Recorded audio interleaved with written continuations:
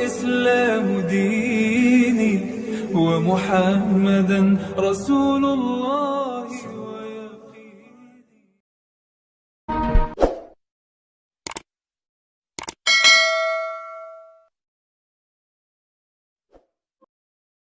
قال المصنف رحمه الله ورضي الله تعالى عنه وأرضاه ونفعنا به وبعلومه وأمدنا بأسراره وأعاننا من بركاته في الدارين. رضي الله عنكم. فصل.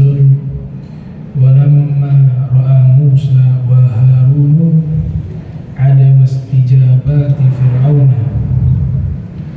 لهما حذراه بأن الله تعالى أوحى لهما بأن العذاب سيصيب من يرفض دعوتهما.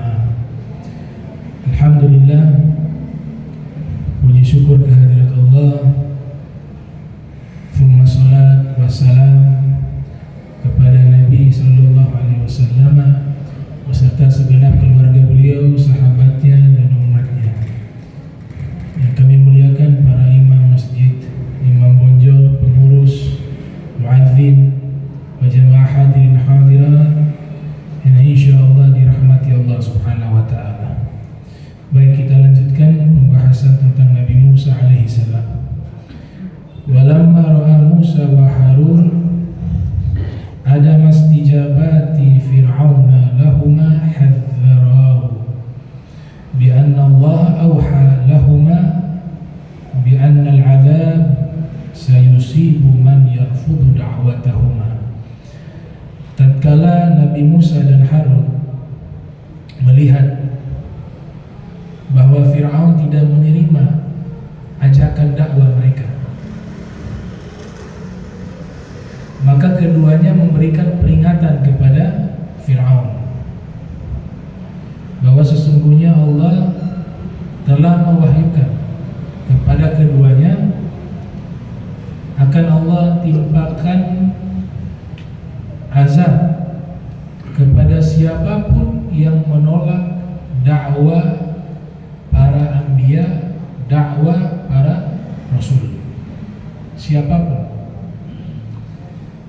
Nah, di sini menunjukkan bahwa tugas para nabi, tugas para rasul, dan nanti dilanjutkan oleh para ulama itu hanya mengajak.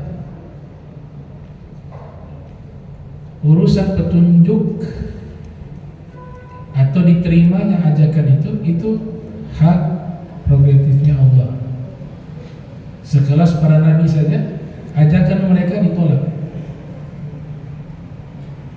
Nah, sehingga kita hanya ditugaskan apa? Mengajak. Bukan tugas kita harus orang itu berubah, kan? Diajak. Innama anta mudzakkir lasta alaihim bimusaitir. Kau hanya mengajak, bukan menguasai mereka. Gak bisa kita rubah hati orang. Yang mampu merubah itu Allah.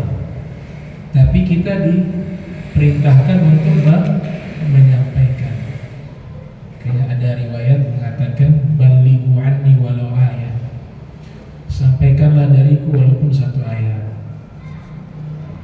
Atau Nabi sering memberikan wasiat, ya, falyablughi syahidu minkumul ghaib. Yang hadir di antara kalian ini sampaikanlah kepada yang tidak hadir.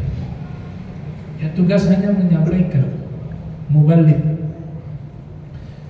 Tapi yang mampu membuat mereka terima itu petunjuk, atau bahasa Al-Qur'annya hudan atau rushdun, itu hanya Allah. Sehingga para dai tidak perlu berkecil hati kalau memang dakwanya dia yang dia sampaikan tidak diterima, tidak didengar. Tetap Allah berikan pahala karena dia sudah menyampaikan. Merubah orang untuk menerima kebaikan itu urusannya Allah Subhanahu wa ta'ala. Innama anta mudzakkir lasta alaihim bimusaitir. Tapi ada konsekuensi kalau kebaikan yang sudah disampaikan dengan baik, dengan benar, kemudian ditolak. Nah, di sini Nabi Musa kabarkan kepada Fir'aun bahwa Allah telah wahyukan akan diberikan sanksi, azab bagi siapapun yarfudu, yang menolak dakwah para anbiya, dakwah para rasul. Fasa'alahuma Fir'aunu inda idzin an haqiqati rabbihima fa'afhamahu bi'annahu huwa alladhi khalaqa kulla shay' wa a'ta al-hayata li ba'di makhluqatihi thumma hadaha ila al-muhafadhati ala hayatiha. Fir'aun bertanya kepada Nabi Musa dan Nabi Harun pada saat itu juga, bagaimana sih hakikat Tuhan kalian berdua ini? Maka diberikan pemahaman kepada Fir'aun. Itu yang kita bahas di pertemuan lalu, yang Allah abadikan di dalam Al-Quran, dialog antara Nabi Musa dengan Fir'aun. Diberikan pemahaman yang substansinya bahwa huwallazi khalaqa kulla syai', yang namanya Tuhan, menggunakan bahasanya Fir'aun, Tuhan, dia mampu menciptakan segala sesuatu dan juga memberikan kehidupan kepada makhluknya, juga bisa mencabut kehidupan dari makhluknya. Itulah yang disebut dengan Rob, Maha Pencipta, Maha Mengatur, Rabbul Alamin. Nah, ini berkaitan dengan pokok keimanan. Pokok keimanan. Jadi iman itu ada pokoknya, ada rukunnya, disebut dengan arkan. Kemudian ada syurutnya, syarat-syarat. Nah, pokok keimanan itu hanya 3. Yang pertama, ilahiyatun. Kita wajib mengimani hal-hal yang berkaitan dengan ketuhanan. Wajib. Paling puncaknya adalah wajibul wujud, meyakini adanya Allah. Tidak adanya Allah itu satu hal yang tidak bisa tergambar di dalam benak makhluk. Karena tidak mungkin sesuatu yang ada alam semesta dengan isinya, kalau tanpa ada yang mengadakan, itu tidak mungkin. Karena semuanya ada pasti diadakan. Tapi bedanya Allah menciptakan dengan sendiri dan tidak diciptakan. Qaimun binafsihi dalam bahasa ilmu kalam, berdiri dengan sendiri. Itu yang pertama. Pokok keimanan yang kedua, nubuwah. Kita sudah meyakini Allah dengan sifat-sifatnya, tapi belum cukup keimanan itu, kecuali ditambah dengan pokok yang kedua, nubuwat. Kita meyakini akan kenabian Nabi kita Muhammad sallallahu alaihi wasallam, dan kita meyakini adanya para nabi dan para rasul. Itu masuk kepada pokok keimanan yang kedua. Pokok keimanan yang ketiga, sam'iyat. Kita meyakini segala sesuatu yang dikabarkan kepada kita lewat lisannya Rasulullah Muhammad sallallahu alaihi wasallam.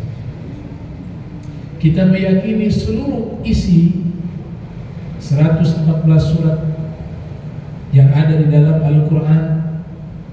Kita meyakini mulai dari awal surat apa? Al-Baqarah atau Al-Fatihah, paling akhirnya surat An-Nas. Paling awal surat Al-Fatihah, paling akhir surat An-Nas. Kita yakini semuanya itu adalah kebenaran, walaupun kita dapatnya lewat sam'iyat, hanya mendengar. Maknanya apa? Ketika dikabarkan surga, kita belum pernah lihat surga, tapi kita mendengar surga itu ada, kita membaca surga itu ada di dalam Al-Quran. Tugas kita meyakini itu. Kitab Allah ada dua, ada yang mastur, ada yang manzur. Kitab suci Allah ada dua, ada yang mastur, ada yang manzur. Yang mastur itu yang tertulis di dalam kitab suci. Kita yakini 4: Taurat, Injil, Zabur, Al-Quran. Itu namanya kitab mastur. Kitab Allah yang kedua, manzur, yang bisa dilihat. Apa itu?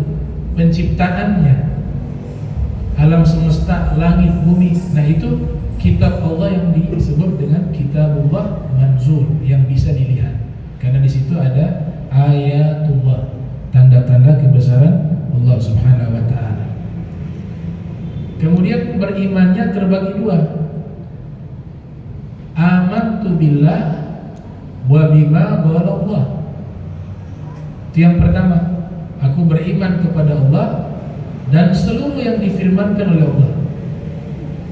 Yang kedua, amantu bir Rasulillah. Amantu bi Rasulillah wa bima qala Rasulullah. Aku beriman kepada Rasulullah Nabi Muhammad, dan aku beriman dengan seluruh ucapan-ucapannya. Tentu saja ucapan-ucapan beliau yang sudah diseleksi oleh para muhaddithun, yang dinyatakan sahih, yang dinyatakan hasan, kita wajib mengimani. Bahkan dhaif sekalipun, juga adalah hadis Rasul. Yang tidak boleh diimani hanya maudhu. Sama hadis mardud yang ditolak, dia dhaif dan bertentangan dengan riwayat yang lebih sahih, maka hadis dhaif ini ditolak. Tapi kalau tidak bertentangan, diterima. Itu kita wajib mengimani bagian dari sabda Rasulullah Muhammad sallallahu alaihi wasallam. Kayaknya Imam Tirmizi ketika menulis kitab Sunan At-Tirmidzi, itu di mukaddimahnya beliau nyatakan, man kana hadzal kitab fi baitihi faka'annama fi baitihi nabiyyun yatakallam. Siapa yang memiliki kitabku ini, yaitu Sunan At-Tirmidzi, di dalam rumahnya, maka seakan-akan di dalam rumahnya itu ada Nabi Muhammad yang setiap hari berbicara dengannya. Karena ketika kita membaca hadis Rasul, di situ kita sedang membaca sabda-sabda beliau. Seakan-akan beliau berdialog, berbicara dengan kita. Dan tentu semua yang dikatakan oleh Nabi adalah kebaikan. Ketika bab nasihat, kita membaca kitab hadis yang di situ ada konten yang berisikan nasihat, maka seakan-akan Nabi sedang menasihati diri kita. Kita membaca hadis yang menerangkan tentang ibadah, maka seakan-akan Nabi sedang berbicara kepada kita, menjelaskan kepada kita tentang ibadah dan seterusnya. Jadi seakan-akan Nabi ada di dalam rumahnya, yatakallam, berbicara. Nah itu iman kepada Allah dan firman Allah. Dan yang kedua, beriman kepada Rasulullah dan sabda Rasulullah sallallahu alaihi wasallam. Kemudian dikatakan di sini, thumma hada'a ila al-muhafazati ala hayatiha bima auda'a biha min sunan wa garaiz khassah.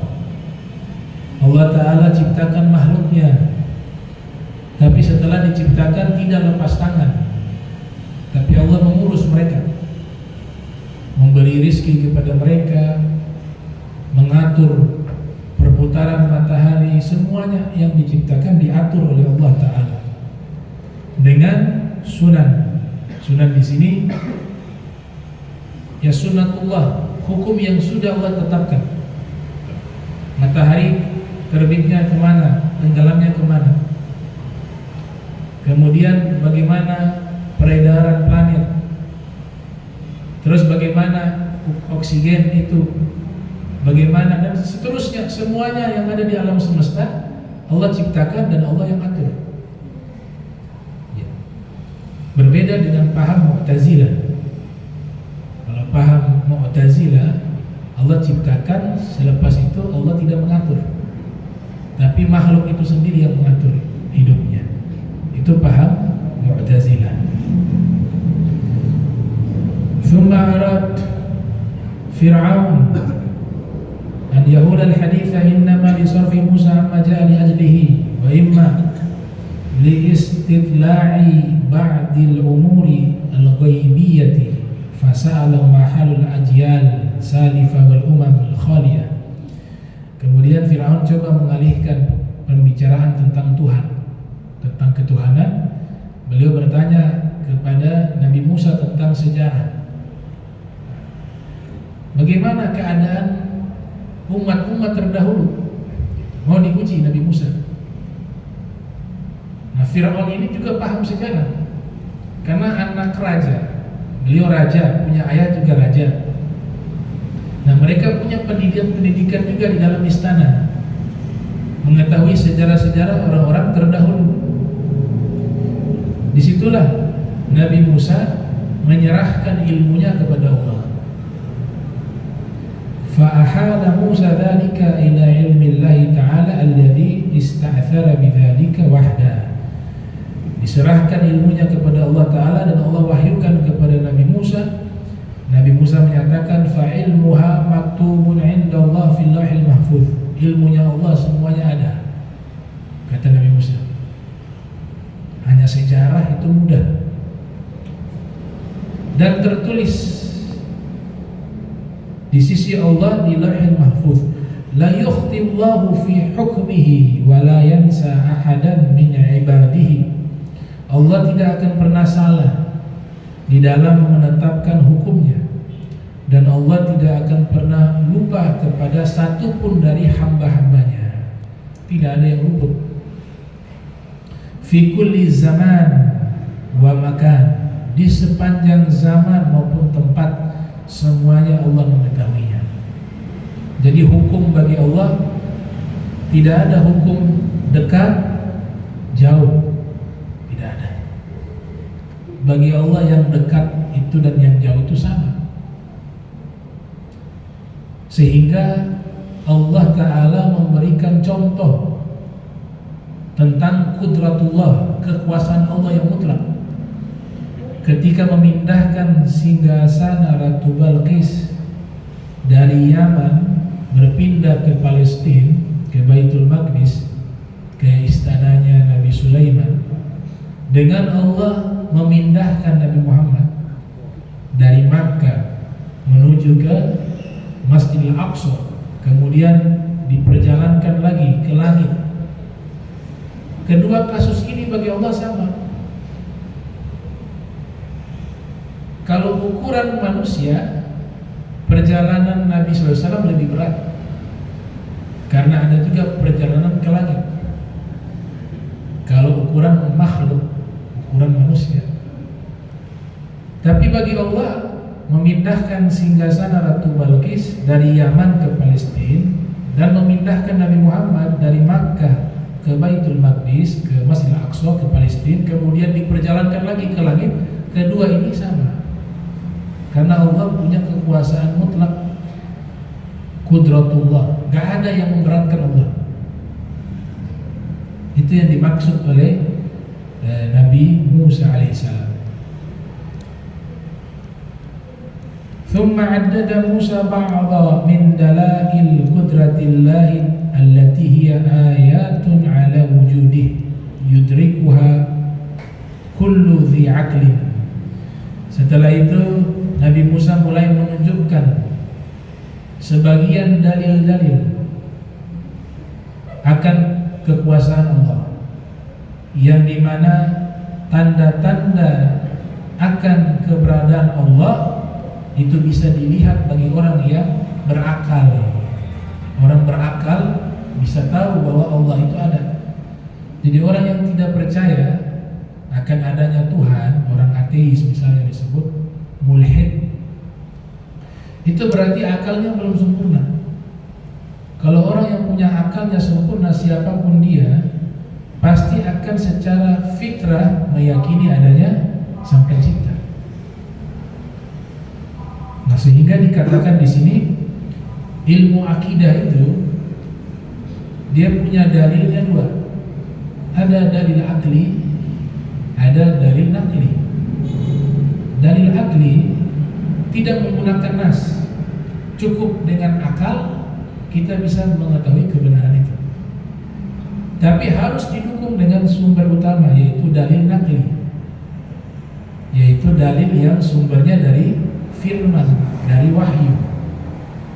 Dikatakan ilmu kalam huwa ilmun bi itsbati al-aqaidi ad-diniyati bil adillati al-yakiniyati al-aqliyati wa nakliyati allati tuzilu kulla syak. Yang disebut dengan ilmu kalam adalah satu bidang ilmu yang menetapkan keyakinan-keyakinan keagamaan, agama Islam yang dimaksud di sini, dengan menggunakan dalil-dalil yang meyakinkan. Baik dalil itu disebut dengan dalil akal atau disebut dengan dalil nakli, kutipan-kutipan yang sumbernya daripada wahyu. Tujuannya satu, allati, untuk menghilangkan kulla syak, allati tuzil kulla syak, menghilangkan daripada seluruh keraguan. Tapi kalau modalnya hanya akal juga tanpa menggunakan nas, itu tidak akan mampu juga. Kedua-duanya dibutuhkan. Ya, Sayyidina Ali ibn Abi Thalib mengatakan, man i'tasama bi'aqlihi faqad dhalla. Orang yang mencari kebenaran hanya mengandalkan akal saja tanpa menggunakan wahyu, maka pasti dia akan tersesat. Faqad dhalla. Wal Imam Ja'far As-Shadiq mengatakan, al-aqlu ma 'ubida bihi ar-rahman wa khusida bihi al-janan wa khusida bihi al-jinan, ya, al-jinan. Akal itulah yang membuat kita bisa menyembah Allah, dan dengan akal kita bisa meraih surga. Maknanya apa di situ? Ya, ketika kita ibadah kepada Allah, harus kita yang memiliki aklun salim, akal yang sehat. Orang yang gila tidak dibebankan ibadah. Orang yang akalnya sehat, mereka dibebankan ibadah, taklif. Nah, itu bagaimana Nabi Musa, beliau menjelaskan dalil-dalil kekuasaan Allah Subhanahu wa taala. Dan ini diabadikan di dalam surat Toha ayat 48 sampai 54. Allah Subhanahu wa taala berfirman, inna qad uhiya ilaina annal 'adzaba 'ala man kadzdzaba wa tawalla. Sesungguhnya kami telah diberikan wahyu bahwa azab akan ditimpakan kepada orang yang mendustakan Allah dan berpaling darinya. Qala faman rabbukuma ya Musa. Fir'aun berkata, siapa penciptamu wahai Musa? Qal, Nabi Musa menjawab, Rabbuna alladhi a'ta kulla syai'in khalqah thumma hada. Pencipta kami yang memberikan segala sesuatu sehingga ia mampu menciptakannya seluruhnya, thumma huda, kemudian dia berikan petunjuk. Qal fama balul qurun al-ula. Fir'aun bertanya kembali. Yang pertama bertanya tentang masalah ketuhanan. Pertanyaan kedua Fir'aun bertanya tentang sejarah. Fama balul qurun al-ula. Terus bagaimana tentang orang-orang yang hidup di masa-masa lampau, di abad-abad yang lalu? Itu pertanyaan Fir'aun kepada Nabi Musa. Oleh sebab itu di Al-Quran banyak kisah-kisah masa lampau. Al-Quran bukan kitab sejarah. Al-Quran kitab suci. Tapi di dalam Al-Quran memuat berita-berita di masa lampau. Kenapa demikian? Karena orang-orang Yahudi dan Nasrani akan bertanya kepada Nabi sallallahu alaihi wasallam, kalau benar beliau seorang nabi, ketika ditanya tentang sejarah-sejarah masa lampau yang berkaitan dengan para anbiya, para rasul, umat-umat terdahulu, pasti mampu menjawabnya. Kalau tidak mampu menjawabnya, dipastikan dia bukan seorang nabi. Karena ini berlaku juga kepada Nabi Musa dan nabi-nabi sebelumnya. Nah, sehingga di dalam Al-Quran itu sangat banyak kisah-kisah tentang masa lampau.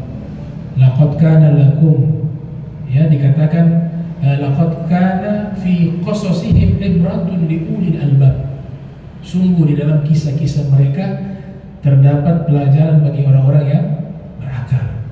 Dalam ayat yang lain dikatakan kullan naqussu 'alaika min anba'ir rusuli min anba'i ar-rusuli ma nuthabbitu bihi fu'adak. Semua kami kisahkan kepadamu tentang kisah-kisah para rasul untuk kami kuatkan hatimu. Nuthabbitu bihi fu'adak. Ya, karena masa lampau itu akan ditanyakan. Orang Yahudi akan bertanya, orang-orang ahli kitab Nasrani juga akan bertanya kepada Nabi Muhammad SAW. Makanya Allah wahyukan juga tentang kisah-kisah masa lampau. Bahkan yang disampaikan di Al-Quran tentang cerita-cerita ataupun sejarah-sejarah masa lampau bukan hanya pembahasannya terkait dengan para nabi, tapi juga kisah-kisah orang-orang soleh juga termuat dalam Al-Quran. Kita kenal ada Ashabul Kahfi. Mereka bukan nabi, mereka bukan rasul, tapi mereka orang soleh. Kenapa diceritakan dalam Al-Quran? Karena punya historis dengan ahli kitab, punya sejarah dengan ahli kitab. Di ahli kitab juga kisah Ashabul Kahfi ada. Dan para nabi itu satu keluarga, satu keilmuan. Berita-berita masa lampau pasti mereka mengetahui. Bahkan disebutkan dalam kitab Hayatul Haywanil Kubra karya Syekh Ad-Damiri, itu meriwayatkan dari Sayyidina Ali bin Abi Thalib. Beliau ceritakan riwayat tentang Ashabul Kahfi paling lengkap yang belum pernah dijelaskan di masa lampau. Beliau bisa jelaskan di mana asalnya Ashabul Kahfi, lahirnya tahun berapa, wafatnya tahun berapa, namanya siapa, ayahnya siapa, kemudian ada berapa orang mereka, posisinya di mana, mata uangnya apa disebut, tahun berapa mereka hidup, rajanya siapa. Itu Sayyidina Ali bisa menjelaskan secara rinci yang belum pernah dijelaskan oleh orang-orang terdahulu. Makanya para rahib-rahib itu ketika bertanya kepada Imam Ali bin Abi Thalib tentang Ashabul Kahfi, selesai Sayyidina Ali menjelaskan, masuk Islam. Nah, itu luar biasa. Nah, beliau dapat ilmu ini dari baginda Nabi Muhammad sallallahu alaihi wasallam. Nah, kemudian dikatakan di sini, ilmuha 'inda rabbi fi kitabillah yadhillu rabbi. Nah, di sini Nabi Musa tidak menjelaskan. Ya, memang Allah sengaja tidak memberikan wahyu kepada Nabi Musa untuk menjelaskan. Tapi di sini Nabi Musa mengatakan ilmunya tentang orang-orang terdahulu itu ada di sisi Allah, inda Rabbi. Ini kata inda di sini kalau ilmu bahasa Arab maknanya 4. Di zaman, lil makan, lil milki, wali ru'yah. Ra'yi, li ra'yi, laisa ru'yah, li ra'yi. Kata inda itu dia artinya bisa 4 makna. Bisa tempat, bisa waktu, bisa memiliki, dan bisa pikiran. Kalau saya katakan misalnya di dalam Al-Quran, indal masjidil haram, Itu artinya apa? Di sisi Masjidil Haram, berarti lil makan, untuk tempat. Kalau dikatakan inda tulu'i syams, ketika terbitnya fajar, waktu di zaman. Kalau dikatakan hal indaka kitab, hal indaka kitab, itu artinya memiliki. Apakah engkau memiliki kitab? Kalau dikatakan inda Syafi'iyah fi hadhil qadiyah kada wa kada wa kada, menurut ulama-ulama Syafi'iyah, inda di situ artinya apa? Menurut pemikiran para ulama-ulama Syafi'iyah. Nah, di sini indahnya, di sini inda Rabbi. Kalau untuk Allah tidak bisa diartikan ini. Bukan inda Rabbi lil makan wala lil zaman. Bukan tempat, bukan zaman, tapi apa? Manzilah, kedudukan, kemuliaan. Malaikat berada di sisinya, itu menunjukkan malaikat itu mulia. Itu penafsiran dari Fakhruddin Ar-Razi yang lahir tahun 544 Hijriah, wafat 606 Hijriah, dalam tafsirnya Mafatihul Ghaib. Kemudian dikatakan di sini ilmunya di sisi Allah di dalam satu kitab, dan penciptaku tidak akan mungkin tersesat dan tidak akan mungkin lupa. Allah ingin membedakan di sini. Ada ilmu latif di sini. Ada satu ilmu yang sangat halus yang ingin Allah tunjukkan di sini. Nabi Musa ditanya tentang sejarah masa lampau. Nabi Musa menyerahkan urusannya kepada Allah, dan Allah tidak mewahyukan kepada Nabi Musa untuk menjelaskan. Berbeda dengan Nabi Muhammad. Apapun yang ditanyakan, Allah wahyukan, Nabi menjawab. Tujuannya apa? Allah ingin tunjukkan keilmuan Nabi Muhammad dengan keilmuan para nabi-nabi terdahulu, bahwa ilmunya Rasulullah Muhammad SAW itu di atas ilmunya para nabi seluruhnya. Wa kulluhum min Rasulillahi multamisun garfan minal bahri aw rashfan minad diyami.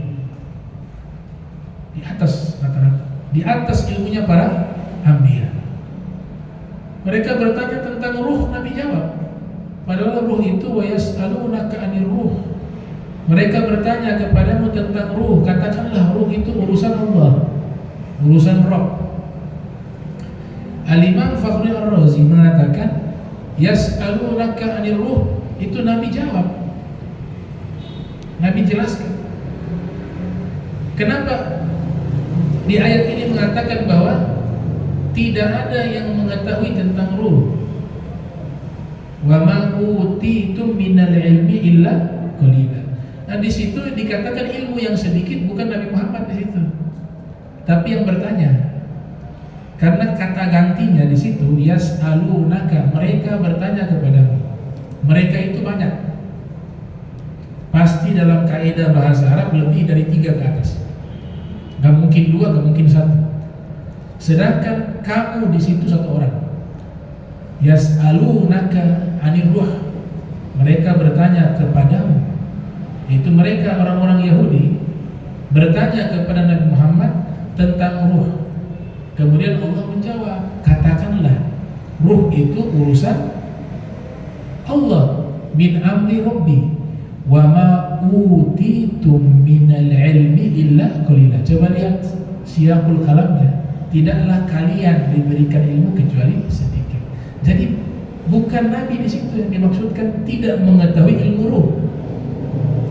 Karena kalau Nabi bukan kalian, kamu. Karena di awal pakai kata kamu. Tapi kalian di situ karena yang datang bertanya kepada Nabi lebih dari 3 orang. Maka kata gantinya kalian di situ adalah kepada yang bertanya, bukan kepada Nabi Muhammad sallallahu alaihi wasallam. Kayak dikatakan para filosof saja mereka membahas kajian-kajian tentang ruh. Filosof Yunani, apalagi Nabi SAW. Nah, ini perlu diluruskan ya. Kata ganti itu penting bisa tahu. wa ma utitum. Kalau Nabi wa ma utita, sesuai dengan teksnya. Yas'alunaka. Nah, kalau kita kaji lagi lebih dalam di dalam tafsir itu ulama menjelaskan, Nabi menjawab itu. Jawab pertanyaan mereka satu persatu dan tidak ada yang Nabi tidak bisa jelaskan. Abu Hasan Sazili mengatakan Nabi diajarkan oleh Allah 3 ilmu. Dalam kitab Lataiful Minan, Nabi diajarkan oleh Allah 3 ilmu. Ada satu ilmu yang Allah ajarkan kepada Nabi, diperintahkan Nabi mengajarkan kepada umat. Ini yang kita dapat saat ini, baik dari akidahnya, syariatnya, muamalahnya, dan seterusnya. Ilmu yang kedua Allah ajarkan kepada Nabi, namun Allah Ta'ala memberikan pilihan kepada Nabi. Kalau kau mau ajarkan kepada yang lain, boleh. Kau tidak ajarkan juga, boleh. Itu ilmu kedua. Ilmu ketiga, Allah ajarkan kepada Nabi dan Allah perintahkan kepada Nabi tidak boleh mengajarkan kepada umat. Nah, ini termasuk ilmu-ilmu yang khususiyah. Itu dalam kitab Lataiful Minan. Memang kalau diteliti di dalam kitab-kitab hadis tidak ditemukan riwayat ini. Yang ada diriwayatkan oleh Al-Imam Ibnu Athaillah Sakandari. Di dalam kitab Lataiful Minan menjelaskan tentang biografi gurunya, Abu Abbas Al-Mursi, dan juga guru dari gurunya bernama Abu Hasan As-Sazili. Itu termaktub riwayat tersebut. Jadi Allah ingin membedakan ilmunya Rasulullah itu luas. Lau kana al-bahru midadan li kalimati rabbi lanafidal bahru qabla an tanfada kalimatu rabbi walau ji'na bimithlihi madada. Ini kalau ke Nabi masuk dia. Ilmu luas kayak lautan. Seandainya lautan jadi tinta mencatat ilmu-ilmunya Allah, lautannya sudah habis, ilmunya Allah belum habis. Tapi Allah berikan kepada Nabi tidak tanggung ilmu-ilmu yang Allah berikan kepada Rasulullah Sallallahu Alaihi Wasallam. Nah, sehingga kita lihat tawadunya Nabi. Kalau dalam riwayat, ketika bersama malaikat Jibril, Nabi selalu bertanya, wahai Jibril, ini apa? Dijelaskan sama Jibril begini. Wahai Jibril, ini apa? Dijelaskan sama malaikat Jibril. Nah, ini bukan berarti Nabi tidak tahu. Kemudian bertanya kepada malaikat Jibril. Tapi ini masuk bab tawadhu, bahwa Nabi itu sangat rendah hati. Nabi menempatkan dirinya, walaupun saya punya banyak ilmu, itu bukan berarti menurunkan derajat saya kalau saya bertanya kepada orang lain. Karena buktinya apa? Realitanya yang murid malaikat Jibril, yang guru Nabi Muhammad. Waktu Mi'raj naik mau berjumpa Allah, tahu di tempat yang disebut apa Sidratul Muntaha, lagi Mustawa, seterusnya tembus itu. Jibril tidak mampu. Kata Rasul, ya Jibril, ayatruku al-khalilu khalila, ayatruku khalilun khalila. Apakah pantas seorang kekasih meninggalkan kekasihnya? Kenapa tidak ikut saya berjumpa dengan Allah? Kata Jibril, wahai Rasulullah, kalau saya ikut, di sana ada 70.000 tabir cahaya. Saya kalau masuk satu tabir cahaya itu membakar saya hancur. Tapi kalau engkau mampu menembus itu. Para orang sufi mengatakan itulah perbandingan ilmunya Jibril dengan Nabi Muhammad. Malaikat Jibril ilmunya satu tabir juga belum tembus dari cahaya. Rasulullah tembus 70.000 tabir itu.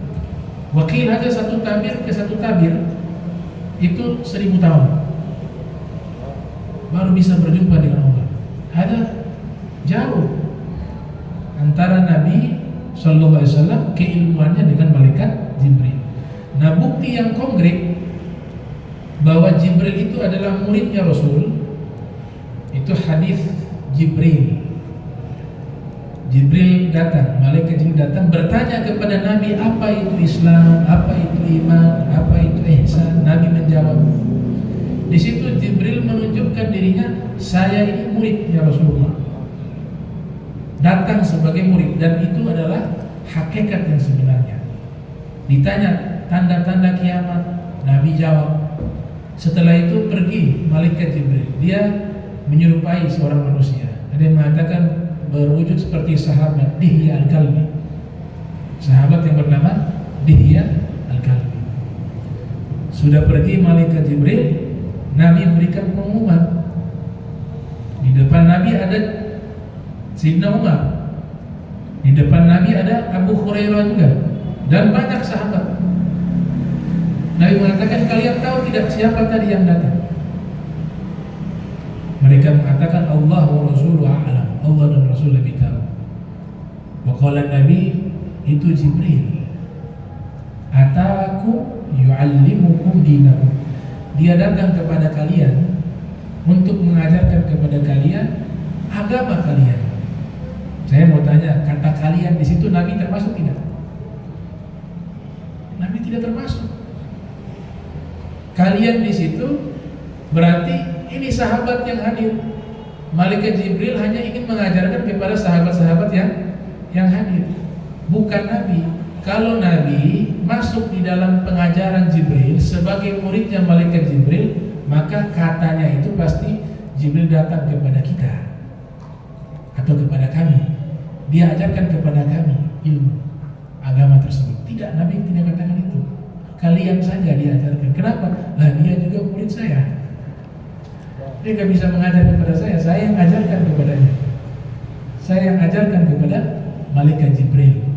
Itu makna sesungguhnya. Ya, makna sesungguhnya. Nabi tidak boleh ada guru. Jangankan Nabi Muhammad, Nabi-Nabi yang lain juga Allah Ta'ala batalkan guru-guru mengajar kepada mereka. Nabi Isa itu waktu belajar baca, diceritakan dalam kitab Nawadir Imam Al-Qalyubi, belajar baca abjad, datang ke guru, belum sempat guru jelaskan, dia sudah baca, sudah selesai, belum. Dibatalkan jangan sampai menjadi murid dari makhluk yang lain. Mereka itu gurunya hanya Allah, tidak boleh yang lain, karena mereka manusia-manusia yang punya hubungan langsung dengan Allah, menyampaikan kehendak dan keinginan Allah.